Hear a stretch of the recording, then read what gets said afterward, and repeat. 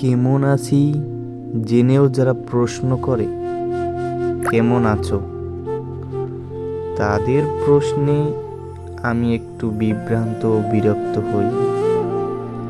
তবে কেমন আছি সেটা নিজেও জানি না। লোকমুখে শুনেছি আমাকে নাকি দেখতে একটু পেরেশানি দেখায়। এতটাই পেরেশানি যে খুব কঠিন কিংবা বড় রোগ থেকে বেঁচে ফেরা রোগীর চেহারার থেকেও বেশি।